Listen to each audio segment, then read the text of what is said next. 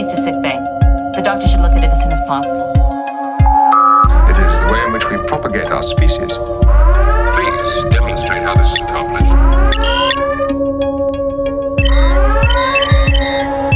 So, what's next? I don't know. Hi, and welcome to Casual Track.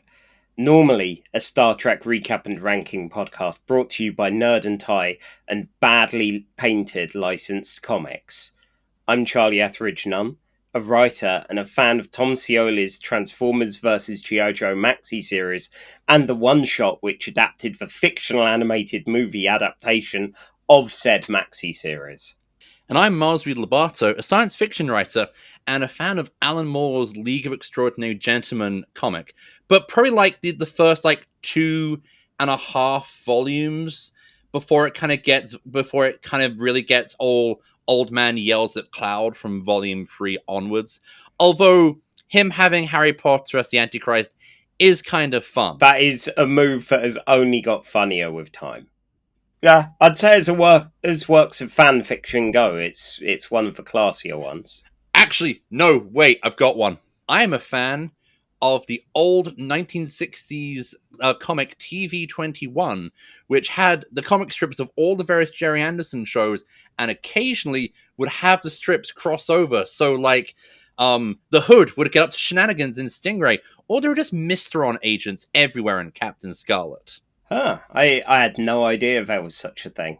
Yeah, it was a pretty good quality comic. It had the reason I kind of originally know about it, apart from the 90s reprints of the strips, was that there was also a 1-page Dalek comic strip which ran for a couple of years, which was basically the Daleks getting into Dalek-y hijinks across the galaxy, which was very fun.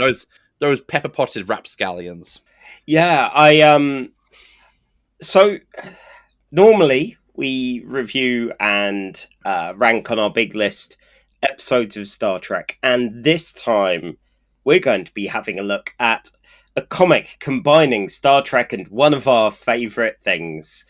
It's Star Trek The Next Generation / Doctor Who Assimilation Squared. Charlie? Yes? Just two things. One, go on. I am doing this under pressure. Yes. Okay, so we're recording the episode. Can you please release my cat?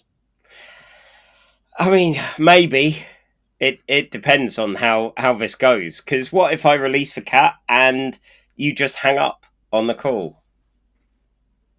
Shit, you've got a point. Okay, yeah. Then. Number 2, now that you've read the comic, I want an apology. Oh, this is for TekWar.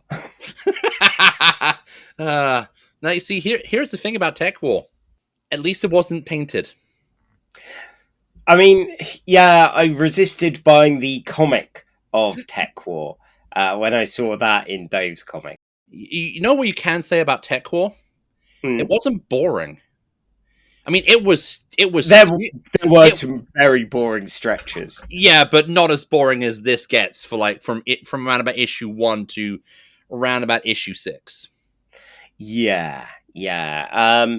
We will get into at some point Star Trek X-Men, but that does require me to read a book, and as I'm sure we've covered on this show, I can't read, so it's going to be a little while longer before we do that. But before we talk about Assimilation Squared, Miles, what non-Star Trek thing have you been enjoying lately? Well, I just went back to play a video game I've not played in a while, which is Alien Isolation. Ooh. I admit, even though I've only seen one episode of Alien Earth so far because my life is a dysfunctional mess, everyone talking about it on the Breakfast in the Ruins Discord really made me want to play Alien Isolation again, because I've never actually finished the game, because what happens is, it's kind of like how I play Elden Ring. I play Elden Ring for a weekend every 6 months, and then kind of realize why I don't play Elden Ring on the reg. Meanwhile, with Alien Isolation, I pick it up for about 3 to 4 days a year, make 5 minutes of progress, get stuck because the AI is too good at its job, get frustrated, quit. Last time I booted the game up was 2022. Oh, So I have decided to, I did what every video gamer who has a wife / partner / spouse worth their salt does, which is ask their partner, hey, do you think you're going to be playing this game in your account? No. Great. I'm restarting. And so I'm currently restarting the game on my wife's PlayStation account. I mean, the game is really good. It's just really difficult. yeah, I've had the same sort of thing with Hollow Knight. My partner's got back into playing Hollow Knight, and that's one I gave up on after a little while, as it was enjoyable, but at the moment I'm experiencing it through her horrors with it rather than my own. And so, Charlie, what non-Star Trek, non-Doctor Who thing have you been enjoying this week? Well, yesterday I finished the fourth of the Southern Reach trilogy, Jeff Vandermeer's Absolution, which was good fun. It's one of those experiences where I finished it and went, I think I prefer the first three, but then that didn't stop me keeping thinking about it and the way in which the story weaves in and out of the first three books. I really enjoyed Authority and Acceptance as continuations of Annihilation, even though sometimes it can feel a little jarring at first, changing up the perspectives and the way in which they're presented. And Absolution begins kind of before Area X happens and shows that things are kind of fucked up already, and puts you in the mind of someone that's central who will become the Southern Reach, or at least will control the Southern Reach. What they're doing in the Forgotten Coast, which will become Area X. And you've got this old spy, Old Jim, as his cover identity is, although you never actually learn his real name. I'm sorry, Old Jim is the most northern seaside village drunk name you could come up with. Oh yeah, and that kind of fits for cover. Like everyone has a story about Old Jim. Is that once I found Old Jim trying to make love to a tin of soup. Exactly, fucking hell, Old Jim.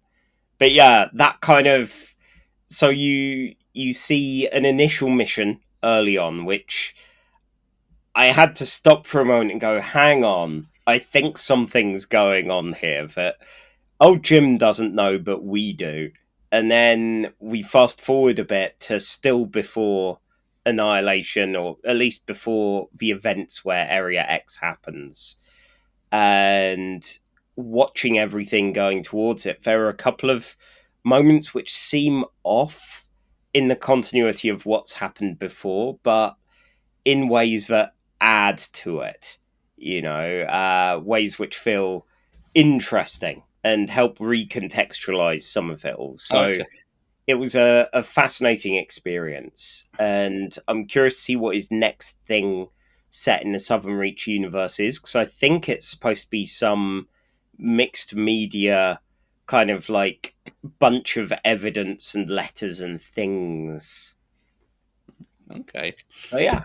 You may have inspired me to kind of try and wrap up the audiobooks I'm on and just kind of download and actually get through this entire inaccurately named trilogy of books. Yes. Well, right. And now from something that I've enjoyed. Good episode. At least it was short. If you want to reach out to us, yes. No. Live long and have a jelly baby.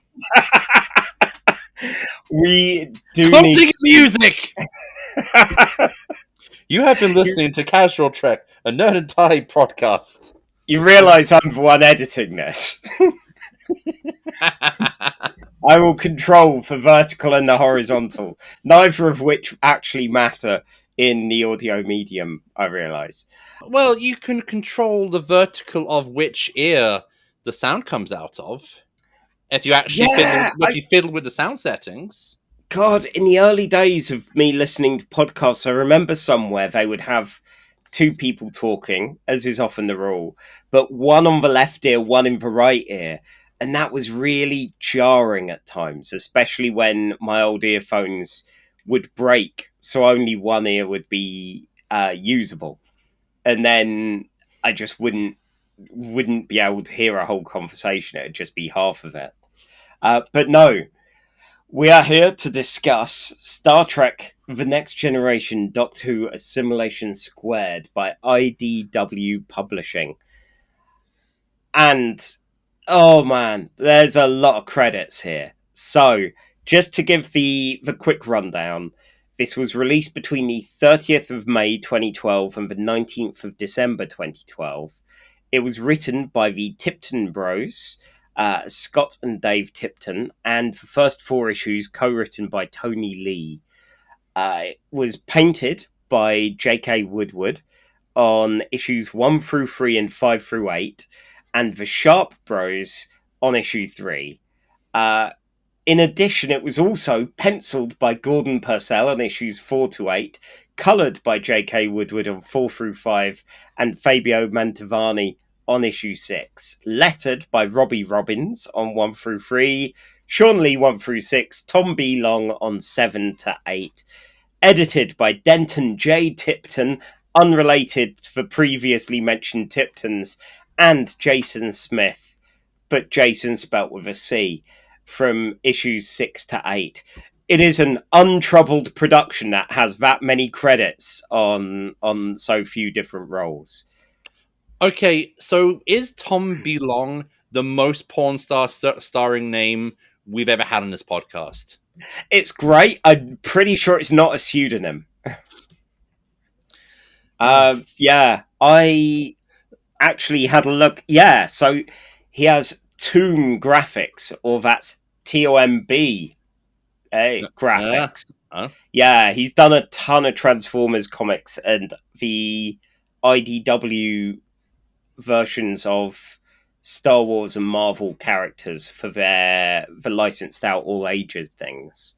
I started having a bit of a dig into who these people were in case any of them were specifically good or bad in other things, whether any of them we had to give a little asterisk about any problematic matter or anything, and none of them seemed to be bad.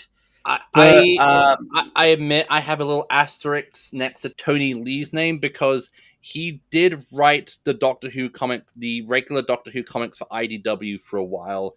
Yes. Unfortunately, he likes to indulge in a lot of what I find needless fan wank, where it's like you can't go without like a page without like a past reference to classic Who.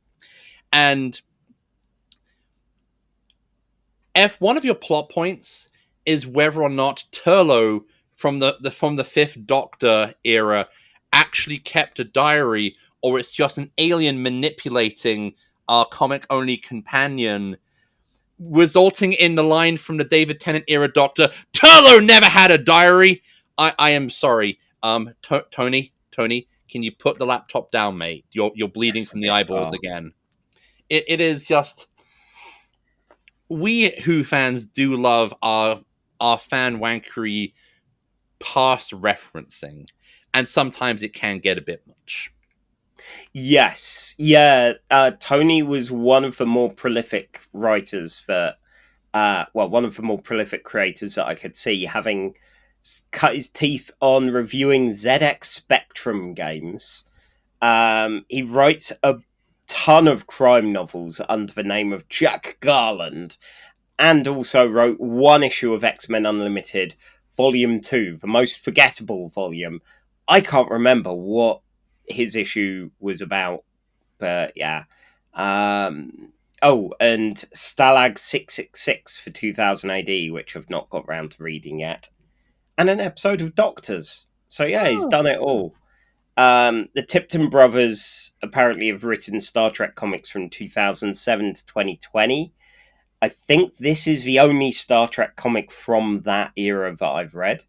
and Scott Tipton is also a comic historian.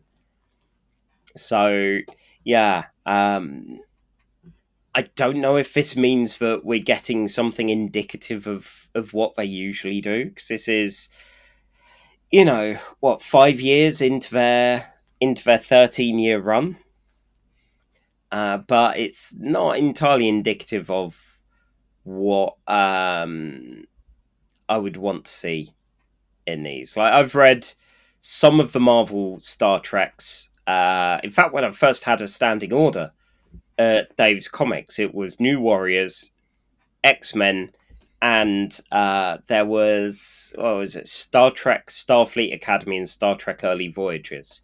As I was curious about the idea of Star Treks that weren't the main TV show. Yeah, because there was a DS9 one. yeah. In terms of Star Trek comics, I've read some of the DC. I have read some of the DC stuff.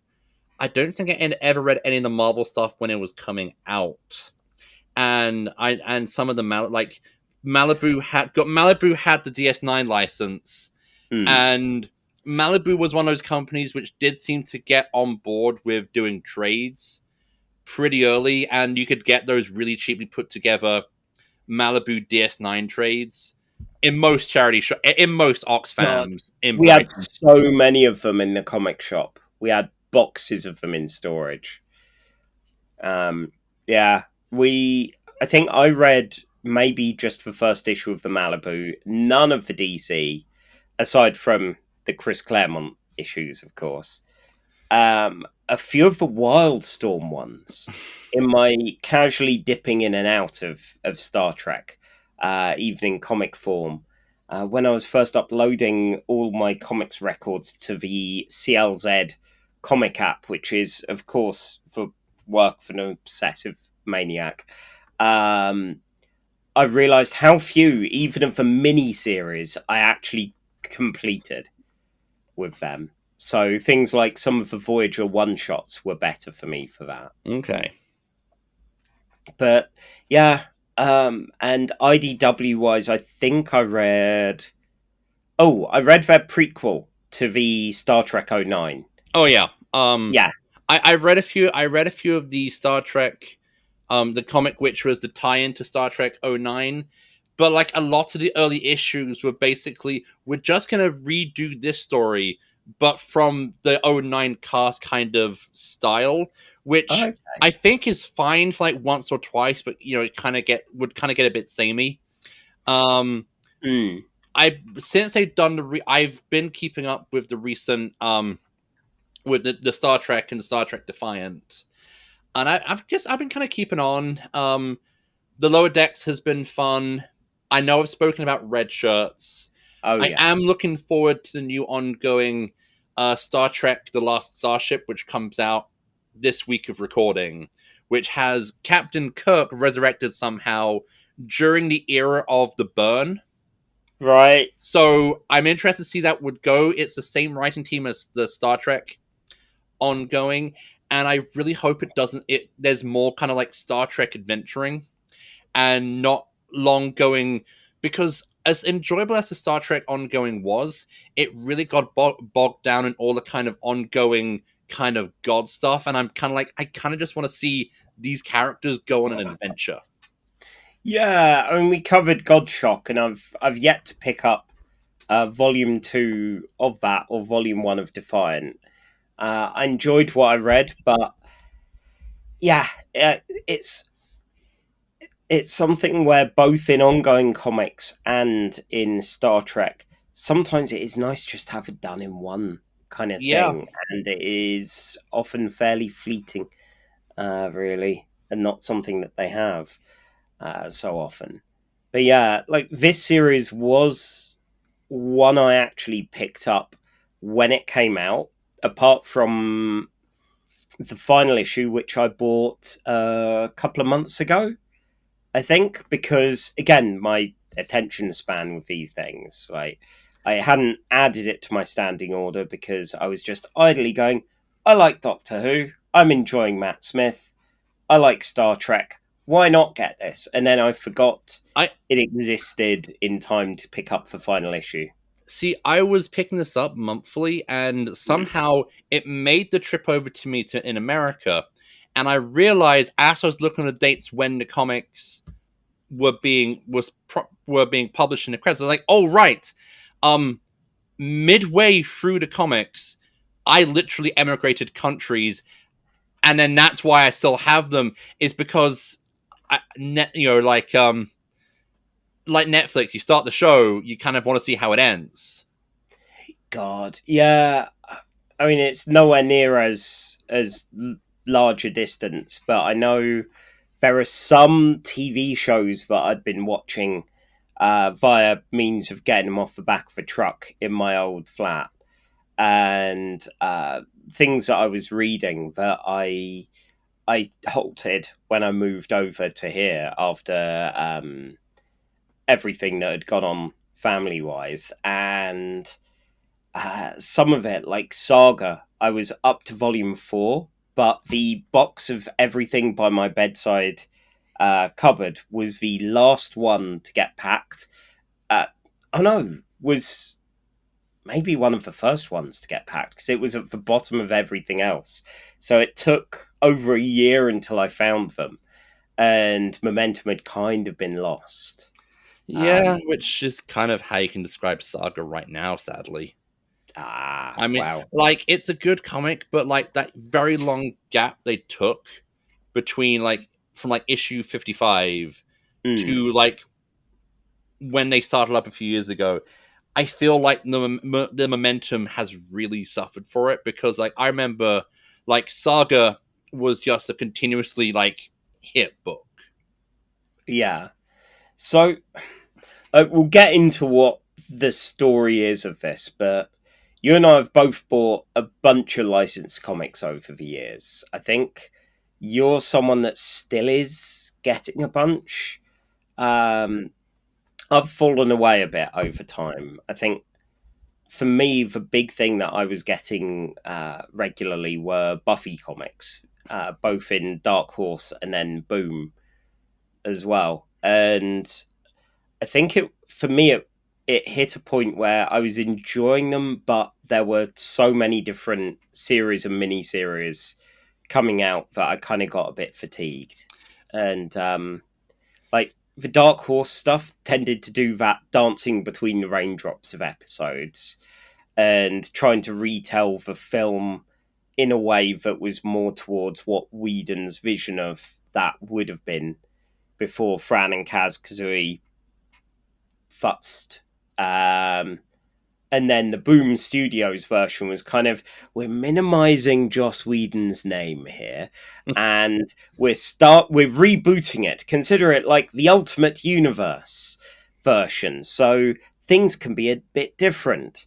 You know, Xander seems a bit like a little incelly, and then ends up a vampire, and yeah, like Willow is gay from the start, and yeah, like people got to be a bit more fluid with what the license thing was, and actually drew them in ways which fit the artist's art style, but you could kind of tell were these characters. Yeah. You know, it wasn't slavishly devoted like Salvador Larroca's artwork on the Star Wars comics, where you can see at some angles, it's like, oh yes, here's a good press photo or a good screenshot someone's taken.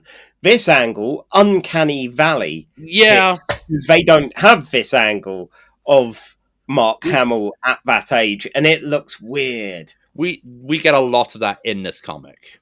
Yes. I mean, in terms of licensed stuff, I mean, honestly, one of my earliest regular comics as a kid, what it was the Marvel, which wasn't Thomas the Tank Engine and Friends, was the Marvel UK Transformers comic, which was good shit back in the day, and you know, for the most part, good shit still now.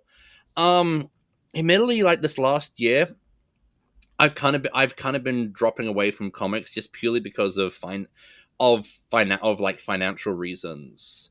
because like as much as I enjoyed the Absolute verse and a lot of the various like Marvel stuff, I don't know, the fact that it just kind of seems to be spinning the wheels so much.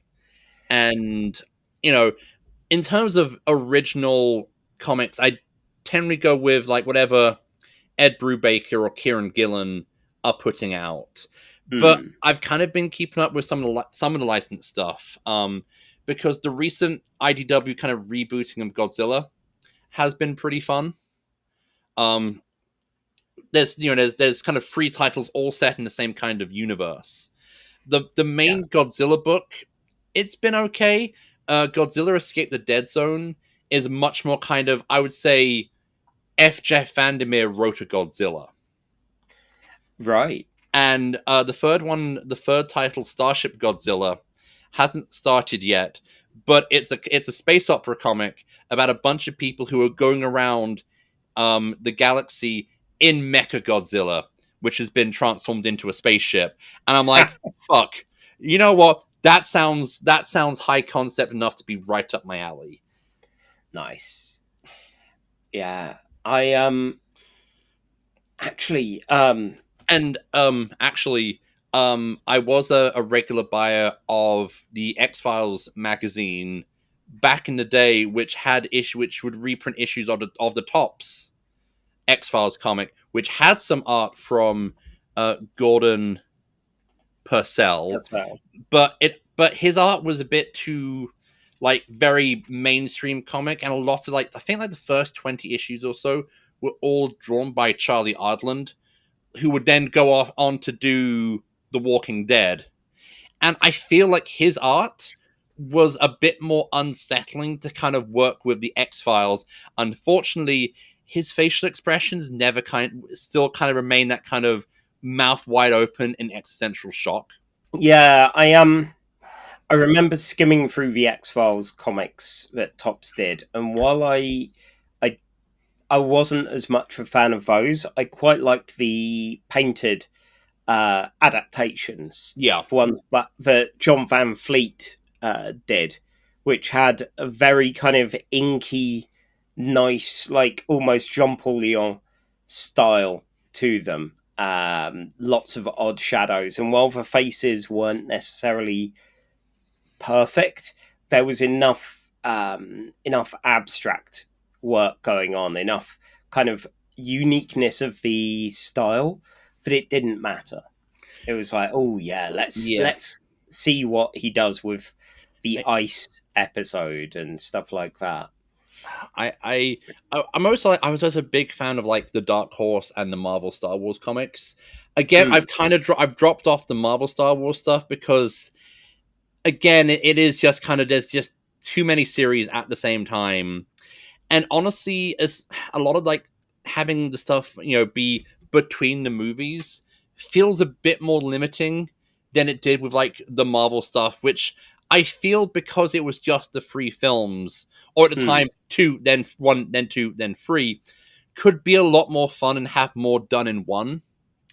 Like in the old Marvel stuff, because Luke couldn't meet Darth Vader became a lot more Machiavellian, a bit more Doctor Doom, and kind of manipulating events from afar.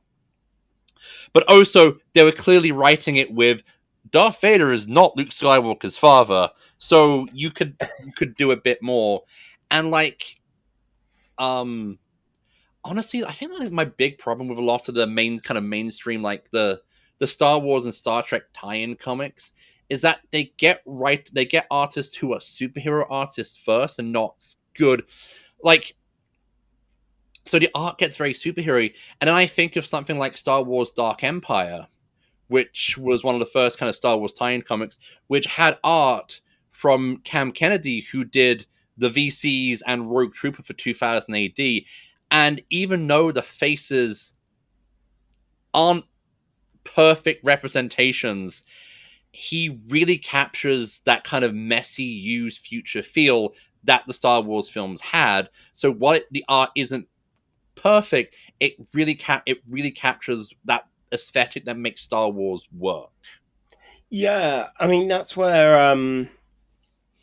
I think both of us are on that same kind of page of, it's like, give us some interesting art and tell us that these are these characters. Humans have imaginations, and we can go, yeah, as long as it looks vaguely like them and you do an interesting style.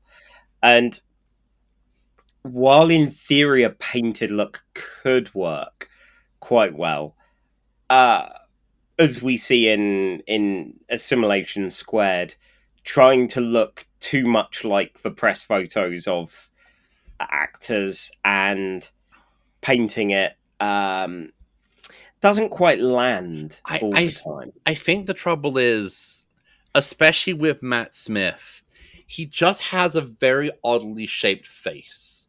It is an odd face. Which doesn't always translate well to comic art. I mean, again, like, play with that weird shaped face. Do something interesting with it in the artwork. Don't hide from it, and don't try to make it look neat or fit within regular conventions, because it is an odd face. All right, so Charlie, would you like to do the honors? Yeah. I made notes for this damn thing. So, right. Hang on. Let me get this. Hang on. Let me just get this started properly. Yes.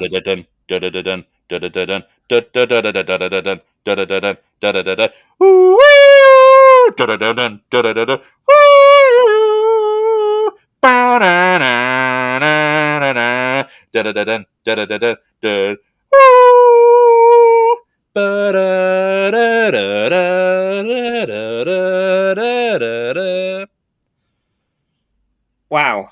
I feel like I should have got the overly long scarf that we have over a banister.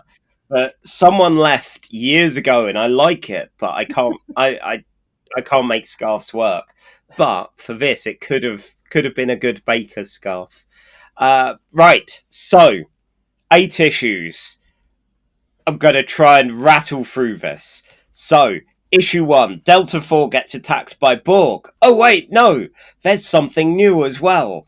Cut to ancient Egypt, and the Matt Smith Doctor and the Ponds are fleeing on a chariot. They're sneaking round a pharaoh's palace. The Vizier's secretly an alien, and they get him sucked into a crystal.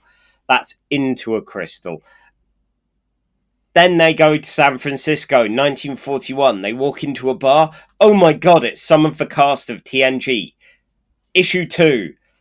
On the Enterprise, Geordie's running diagnostics on Data, and they're heading over to Naya 7 to check out some mines, do a bit of PR exercise, a meet and greet, shake hands with some fish people who Worf says sound delicious. No, Worf, no. We've had the meeting, Worf. We've had the meeting twice this year. Exactly. A local says hi and then just fucks off. But Starfleet captain, who I can't read my own writing of his actual name, but it won't matter, gives them the tour of the mines. A window cracks and floods. Oh my god. Yeah, luckily it gets sorted out, and while it's being fixed, Riker decides to have a crack at being Dixon Hill this time. The TARDIS appears. Yeah, that's San Francisco in the past. It was the holodeck. I don't know how the Doctor didn't realise that it was all holograms. Meanwhile, the TNG folks assume that the Doctor and the Ponds are holograms. And the Doctor's kind of impressed with Data. And when the program ends, yeah, of course they're still there. And the Doctor's starting to remember things from this universe, even though he doesn't remember being here before. Things like Klingons. He meets Picard, and they're called to Delta 4 because of the aforementioned attack and things. Issue 3, some kind of cyberborg says that there's no means of stopping them in doing all their shenanigans. And yeah, the Enterprise flees, hides in a nebula, and Data finds some records from the original Enterprise. Flashback to a different art style. Is it better? Only moderately. Kirk's haircut changes between two panels. Artists, what on earth? Anyway, yeah, it's all drawn this time, and on this planet where there's an old relay facility, it's all a bit suspicious. And hey, the Fourth Doctor's there. Reference to jelly babies. You know the drill. Yeah, all the staff seem to be zombied out. Why? Well, because of Cybermen. There's a bit of a fight going on. Kirk does the proper double hand punch. Okay. And there's some nice colouring. I'm just going to say the best panel in this comic is Kirk flying kicking a Cyberman. Hell yeah. Yeah, they should have kept that energy. But yeah, the Doctor ends up scraping off some gold from one of the communicators, throws it like some pocket sand at Cybermen, and they stop. Everyone parts ways, and the old relay, it goes from blue to red. And Agamus has taught us that means bad things. Oh dear. In the present, the Doctor says, yeah, that is him. He just looked a bit differently then, but he doesn't remember it. And sod it, why not get Guinan involved? She knows cosmic stuff. Issue 4. Guinan thinks the Doctor's younger than expected. Also, she knows what a TARDIS is. It's time for a meeting, just in case this all got too exciting. Everyone thought the Cyberman-Borg Alliance would head off to Earth, but weirdly enough, they've about-faced, like mid-assimilation. And they go to that midpoint, and yeah, they send Worf, Data, Riker, the Doctor in the ponds. There's an immediate explosion of floaty-looking robot crystal things. Also, some kind of sparking Borg corpse, you know, like those wind-up little dinosaurs that used to spark out. They look kind of like that. There are some Cybermen corpses, but that'd mean they're fighting each other now. Oh my god, the Cybermen declared war on the Borg. They blew up some of their ships and are heading to the Borg homeworld to assimilate them now. The Borg call, and they kind of want a bit of a truce with Locutus. Picard, of course, says no. Issue 5. Picard's all grumpy. He's not going to speak to no Borg. Guinan appears and has a flashback to Best of Both Worlds to explain it all to the Doctor. And yeah, that's most of this. After she's sent away, Amy comes along to Picard's office, summons JL to the TARDIS, and is shown all sorts of futures. Quote, Kronos, oh my god, the Cybermen have cybered the Klingons. Oh my god, they've cybered the Vulcans, and some of the Star Trek, some of the Doctor Who planets that I can't remember the names of. And further until Earth is cybered as well. They're cybering everything. Oh, those filthy bastards. Fine, he'll do it. Issue 6. Yeah, so they beam to a planet where the Borg tried Borging the Cybermen and failed, and it all went awry, where their big falling out happened. And, yeah, they recover one Borg. Oh no, sorry, I've skipped back there. Yeah, they head to a planet to have a peace talk with the Borg. They strip the assimilation tools from one of them who, oh my god, Riker recognizes him. It's Bertrand. I don't know who Bertrand is. It turns out this is his first appearance anyway, so yeah. He's someone Riker knows. I think Bertrand is the captain of one of the Federation ships that gets attacked at Delta 4. Oh, okay. Fine. Yeah, that. You know, that would have required us, like kind of writing that back in earlier.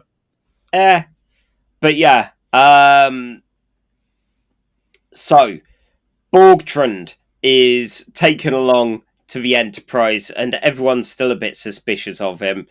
The Cybermen apparently took over the Borg once they saw the Doctor arrive. So their peace talks were going well until they had a freak out when, oh fuck, it's him! And they're now off to the Borg Collective to try and control all of them. The Enterprise is going to need a lot of gold. They go back to Naya because there's a lot of gold there, and they need to have a talk to the fish people about that. The Doctor and the Pons go back into a Borg cube at Wolf 359, and oh no, has Locuta spotted them? Issue 7, no, he's a Borg, and they've not done anything to activate his security yet. They have a poke around, copy their executive routines to try and help the Borg in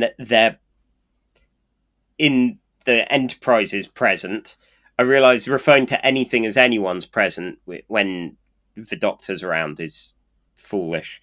But yes, they leave and they can't do anything about Wolf 359. I assume it's a fixed point.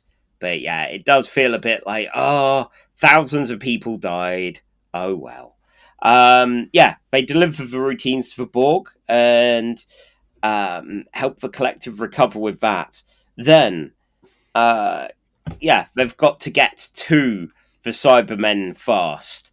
They're going TARDIS style. The Doctor, the Pons, Riker, Data, Worf, Borgtrand, and some extras as well, because, some people need to die to show stakes. They arrive at the Cyber Armada. Rory's ambushed and saved by Worf, who, the two of them get pretty friendly with all this. They're like, hey, much respect, even though you're shit at fighting, boy.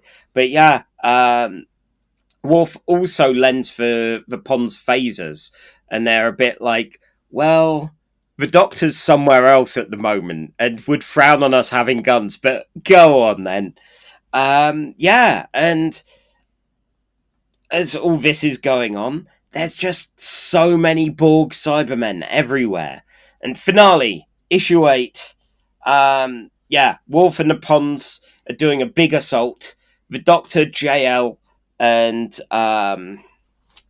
Data looking for the cyber controller while all these distractions are going on. The Cybermen suddenly wake up. They kind of like Data, and the rest of them they want to send to processing. When they look at Data, it is like, oh no, he's already done. He's perfect. Love you, boy. The Enterprise catches up. So apparently it wasn't too far away.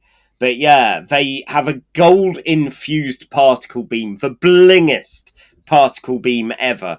They blow up a bunch of Cybermen. Everything's ruined.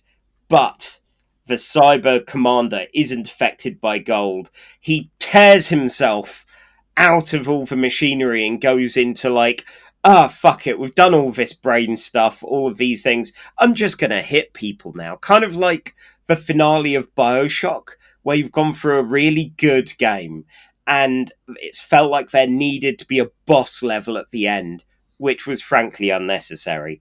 Luckily, with all of that, they still managed to deal with him,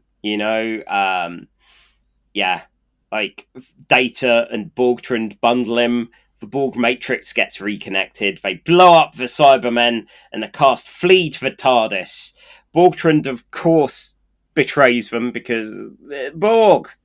They're gonna do this. They can ally with them any amount of times, but they're still gonna, give it a whirl. Let's see. The TARDIS. I've got.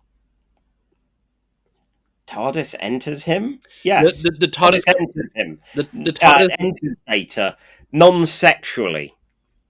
I've got specifically written here, non-sexually. But yeah, the TARDIS energy gets in Data. And Worf grabs Borgtrand. Rory opens the doors. Best team up of the whole thing. Fling him out into time and space. Hopefully not to any civilization or anything bad. And Riker has a bit of a mourn of Borgtrand. The Doctor leaves, and the Borg are like, hey, this time travel thing, it's pretty rad. Maybe we should do a time travel. So that's Assimilation Squared. Okay. It sounds almost like a story when you recap it in like 12 minutes. Okay. Where do we start? So little of it stuck with me. That's why I needed to write it down. That's yeah. Like I. Oh my god. Okay. I. Okay. I don't know. I need to. I feel like I don't know where to start. So I'm gonna start. I'm gonna start with two confessions along similar lines. Okay. Twice in my life, I have tried to write a Star Trek Doctor Who crossover fanfic. I am unsurprised. The first attempt would have been a Third Doctor TNG crossover, where Okay. the Third Doctor is on somehow finds himself in the Star Trek future on a pre-warp society and is trying to help them from a catastrophe, thus breaking the Prime Directive. So the Enterprise is going to come down on him like a ton of fucking bricks. And it would have been like the Doctor being in kind of like a conflict between the Enterprise crew because they're both coming at it from different but altruistic moral outcomes. And also the Doctor would have used Venusian Aikido on Worf. Of There course. we go. Second attempt was inspired by how dull this comic was. Oh. Which opened with Q appearing in the TARDIS, looking at the Doctor, going, fucking love you, mate. You're part of an omnipotent race of gods, and you choose to bucket to the system. Q flashes himself into some Time Lord robes, and then Q flash noises the Doctor, Amy, and Rory into the Star Trek universe. Because, you can do these things in less than like 2 issues. Yeah. Yeah, I mean, that's the thing. It would have been interesting to see some more Star Trek based quandaries, and it's interesting hearing your ideas there and this, where all of them are the Doctor will arrive in the Star Trek universe, because I mean, with the Doctor Who stuff, there aren't many distinctive, interesting places that are commonly used. You go to a place, you move on. That nomadic existence tends to mean It's also the thing of, like, in Doctor Who, time travel is pretty much a plot device, unless apart from when you get to the Moffat era, when time travel becomes a lot more important how the stories are told. But you have that thing of, you can have something happen which, I got the implication from the text that the reason that it was the Cybermen who got into this universe, yeah, because the Cybermen used in this story are the Cybermen from the modern show, which is from an alternate Earth, which then got sucked into like a void between dimensions with the Daleks at the end of season 2, because that's when we lose Billy Piper and the 10th Doctor is ruined forever. Fucking honest, sorry.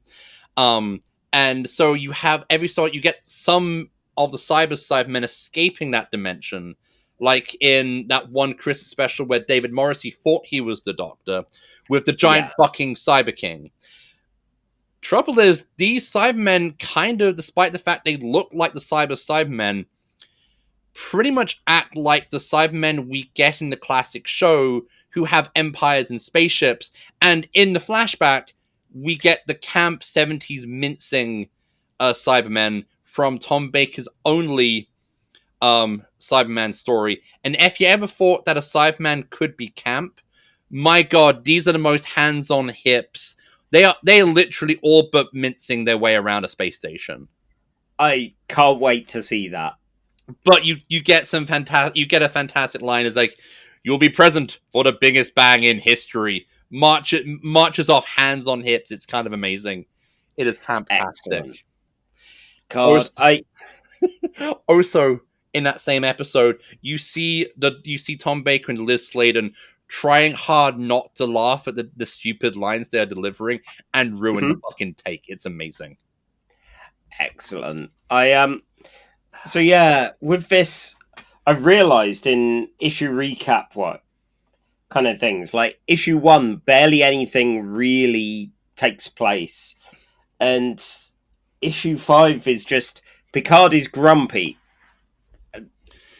There you go. There is a lot of deconstructed storytelling in this comic where it doesn't need to be. And it shouldn't. Really shouldn't be. Like, you have 8 issues. Mm. You can have enough shit to fill 8 issues without it being everyone just stands about talking. And okay, it's Star Trek The Next Generation, the most stand about talking of all the Star Treks. Oh, they love a meeting room scene. But you could do like the plot doesn't seem to really get going till issue 6. It's very kind of Picard is grumpy and wants to let the Cybermen wipe out the Borg because, Picard's Borg trauma never goes away.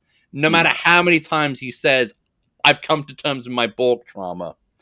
And then you have issue 7, which is them traveling back to Wolf 359 to get the MacGuffin they need for the final battle. And he's just like, you could do more. Like, you could have some actual conflict between the different storytellings of and kind of ideology of Doctor Who meets Star Trek.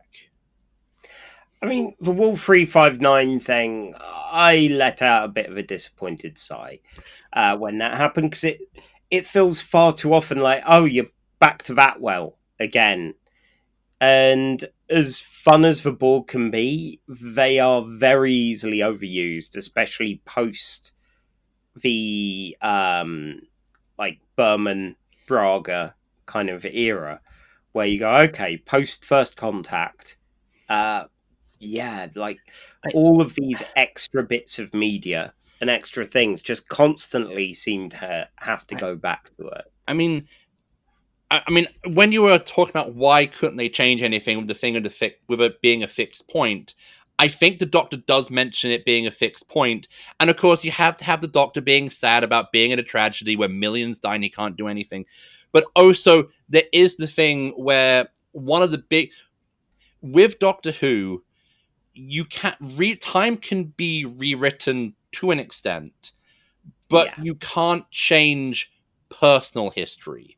And that's the thing, because the Doctor, Amy and Rory have met Picard, they can't go back and change Picard's own personal history because they would be changing their own immediate timeline, like in the one episode of the Christopher Eccleston Doctor Who, where Rose inadvertently stops her father from dying, thus changing her own timeline. Yes, with the wibbly demon things, the Reapers, yeah. That. Yes, and that's that. I get the toy box thrill of wanting it to be the Cybermen and the Borg. They're just two similar they're just two similar types of baddies for it to be really that interesting. Yeah, and I get the intent that both betray each other. It's like, both of them do that. They would pretty do that constantly.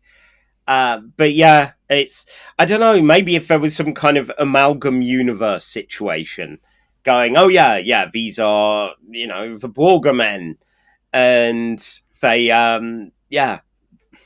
both of them are like that, and we need to somehow separate them because they're even more assimilated. They are Assimilation Squared.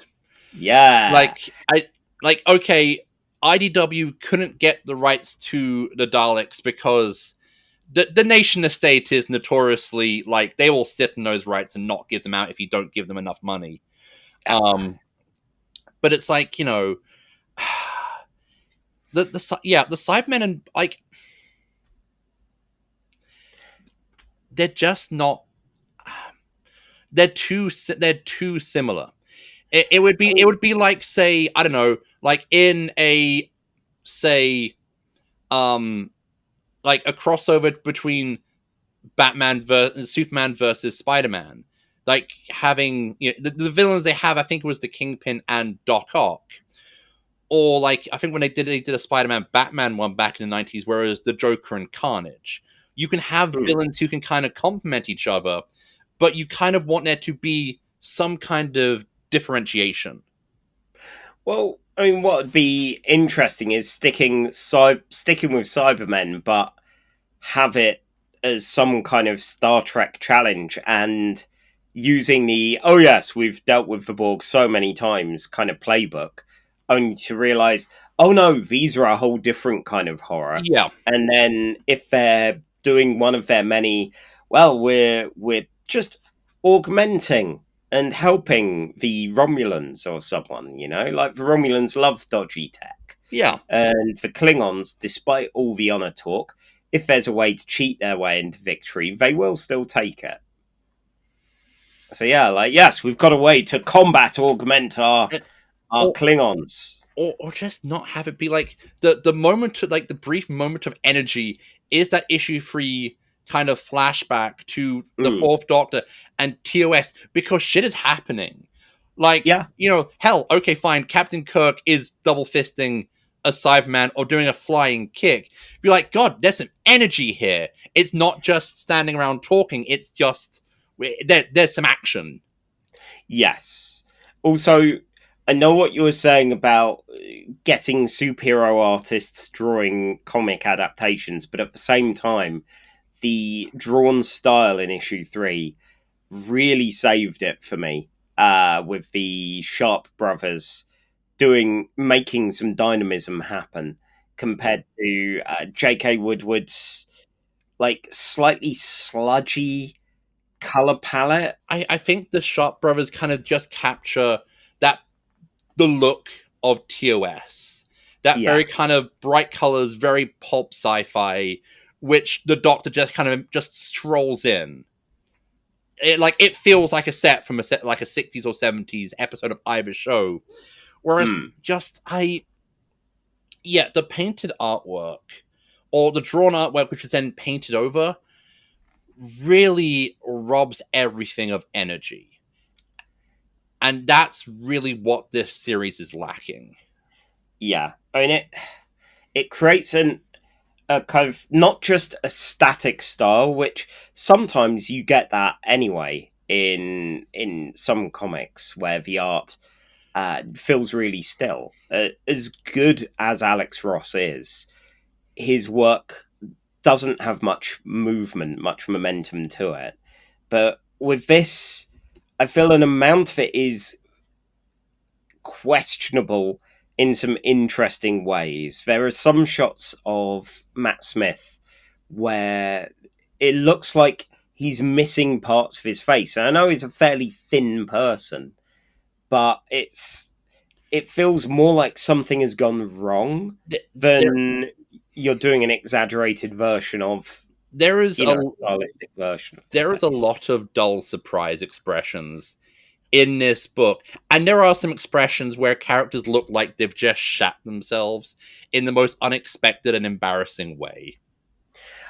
There are so many of those. I feel sorry for Celeste and Sean, who have had to suffer, both of us, posting to a group chat several images. And oh my, when this episode comes out, we will be sharing images with the public about all of this as well. And I hate to dunk on an artist that isn't a piece of shit, or, like with people like Rob Liefeld, we all know the issues with him.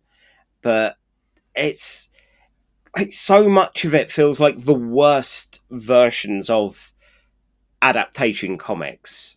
There are some shots where, even with the Sharp brothers, Kirk, he's more red-faced, and with the short, film era hair on one page, and then you go to another page and it's gained a parting.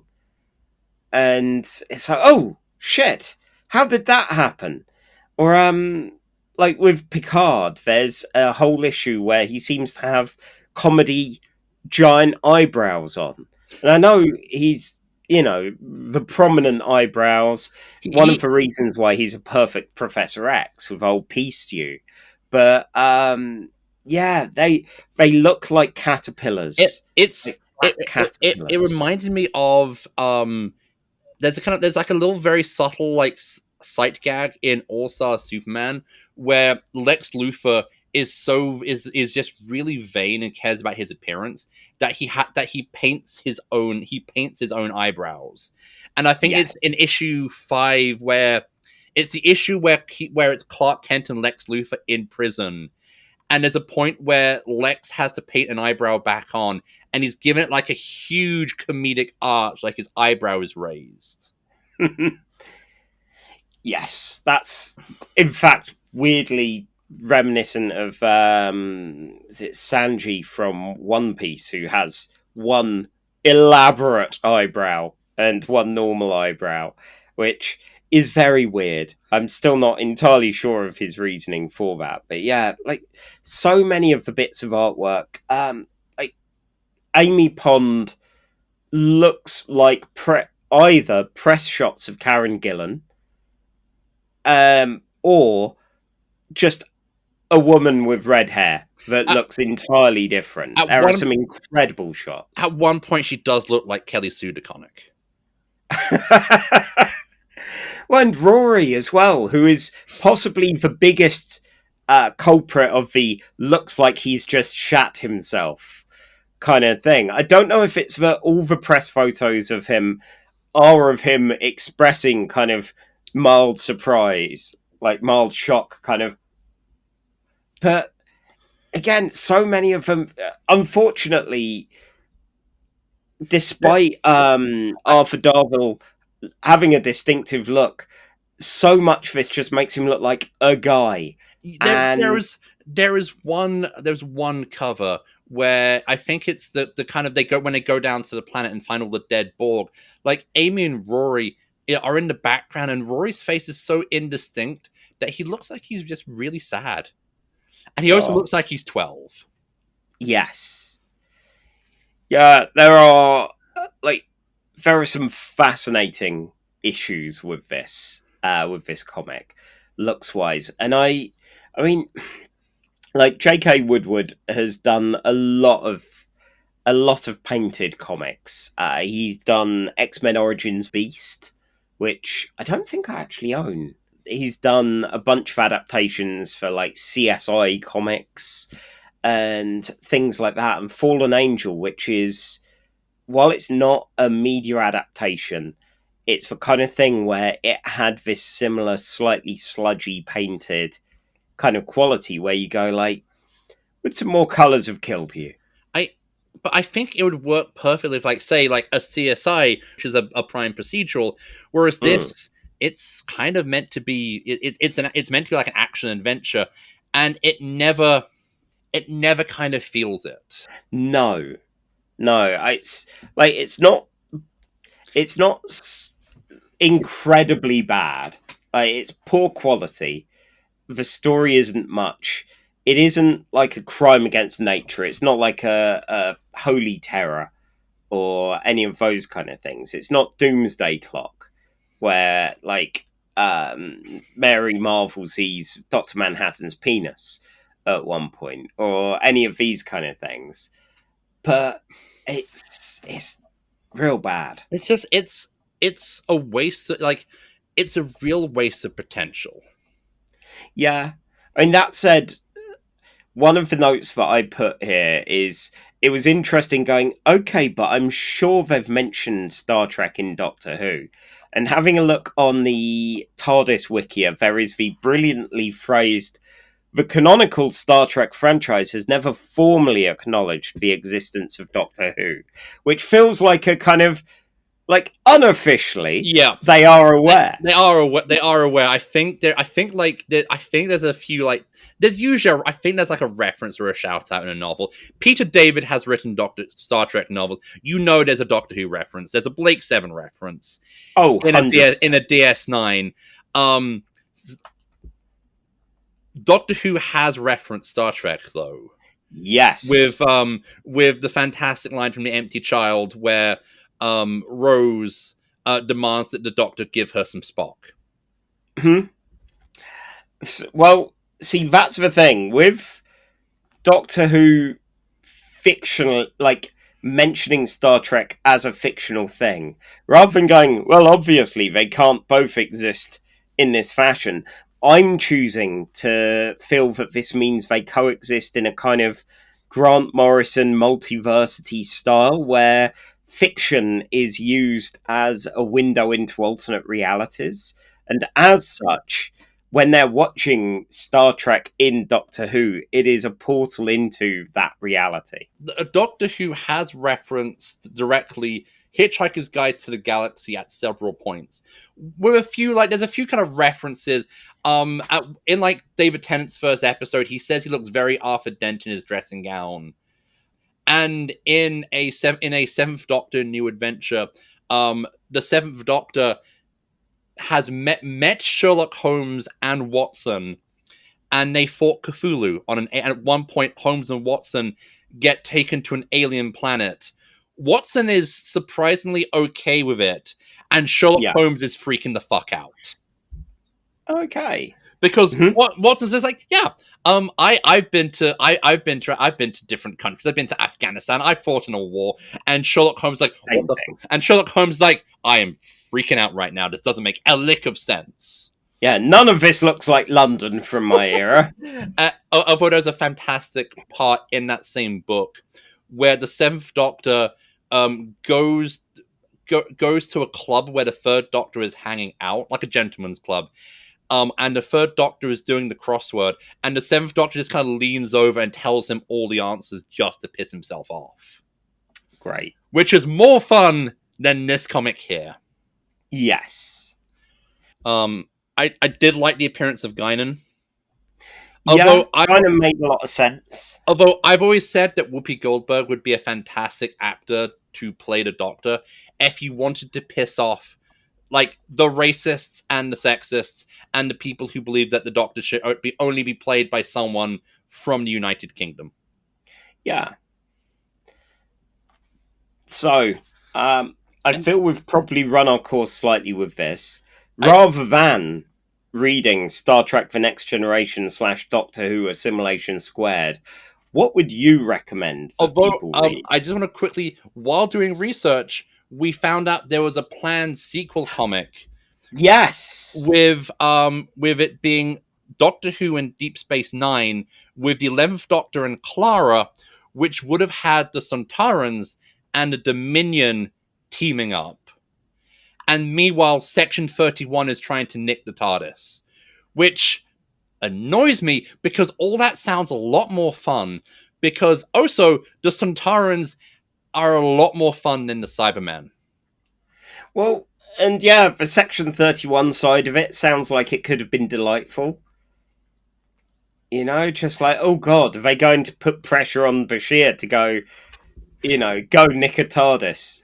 You're a doctor, it likes doctors. And they would specifically it would be the era, obviously it's the Dominion War era. So Worf would be there so they can get over that whole tedious kind of crossover stuff, which I feel gets the first 3 issues kind of bogged down by Worf going, oh fuck, it's the Doctor. Okay, yep, I know this guy. Oh god. Do you not have my friend Rory here? He was a fine warrior. Where is Rory? My favorite of all the humans.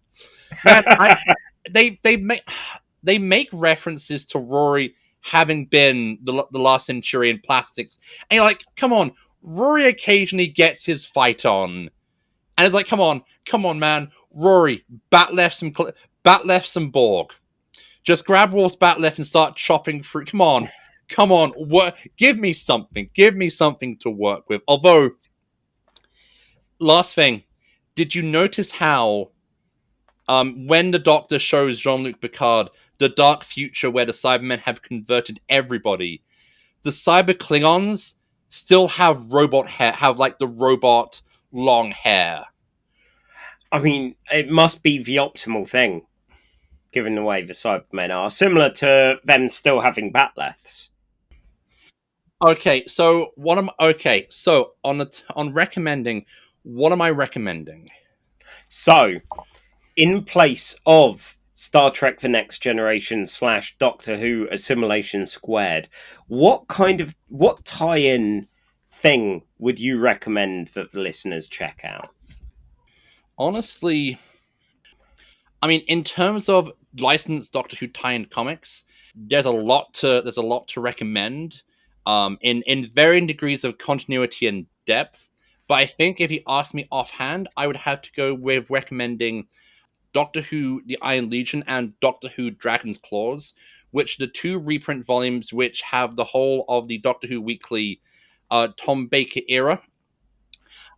It's also written. It's all mostly written and drawn by 2000 AD alumni. So you have a lot of Dave Gibbons art. You've got stories by Pat Mills, John Wagner, and basically the comic gets taken over by Steve Moore, no relation to Alan.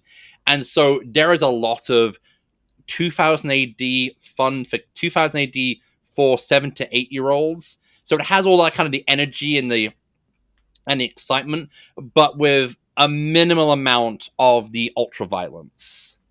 Okay. And also, the volume The Iron Legion contains Doctor Who and the Star Beast, which was turned into the first of the 3 David Tennant 60th anniversary specials.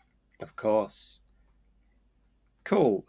Personally, I have little enough experience with Doctor Who and little enough memory of the Star Trek comics, so my recommendation for anything tie-in comic-wise is actually a tie-in to a board game. No, they've not done a Settlers of Catan adaptation. Instead, this is the board game Dead of Winter, which I was extremely surprised to see that Kyle Starks, who I'm a big fan of, was drafted to write I think 4-issue miniseries, which has been collected as Good Dog, as the lead character for it is Sparky, a former stunt dog.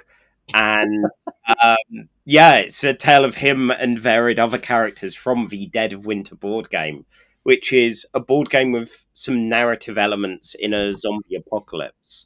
So you get to see a Mall Santa being a real shit. And if you go, I think it's from Board Game Geek, you can get a version of it as a collection that comes with a bonus character who is very much a Kyle Starks character. His name is Ruckus, and his role is unemployed. If you don't start with him as a character, you can encounter him in the story deck by offering to have a joint with him, basically. Of course. But yeah, the main star here is Sparky the Stunt Dog, who the artist Gabbo draws wonderfully. And you will have some moments of tension, but I should probably say, just in case people do want to read it and get stressed out, the dog does live. It's all right. Okay. There was a film, I can't remember what it's called, which came out a couple of years ago, where the trailer ends, there's a dog, it's an action film, and the trailer ends with "The dog lives." And I'm like, I'm like, thank you, I appreciate that. Okay, you've spoiled the tension of whether or not the dog dies or not, but I've seen John Wick and it's fine. So, as this is a bonus episode, next time we're probably back to our usual Star Trek televisual shenanigans. But until then, you can find us on Blue Sky at casualtrek.bsky.social, on Ko-fi at Casual Trek on there, if you want to throw us some money and suggest, maybe there's another questionable Star Trek comic that you want us to cover. Give us money, we'll do it. And Miles, where can folks find you? You can find me on Blue Sky every so often under my regular account of milesreedlabato.bsky.social, and you can find me at my blog of mareedlabato.wordpress.com. Okay, and you can find me on skyshark.itch.io, both online and as my handle on Blue Sky, and Faked Tales, where you can read me talking about comics fairly regularly, or on my Facebook account, which is Charlie Etheridge Nunn, where I talk literally every day about X-Men. And it's going to be Avengers versus X-Men time soon as of recording. So I'm going to get insufferable about an event that was very stupid, but I kind of liked. So yeah, and with that, go do a Starfleet. And have a jelly baby, and don't eat any fish aliens, no matter how tasty they may look. Yeah, Worf. Instead, just stick one in your ear, and you'll be able to understand all spoken languages, including Welsh. You have been listening to Casual Trek, a Nerd and High podcast, presented by Charlie Etheridge Nunn and Miles Reed Lobato. Music by Alfred Etheridge Nunn. Star Trek by Paramount. Not us. Not yet.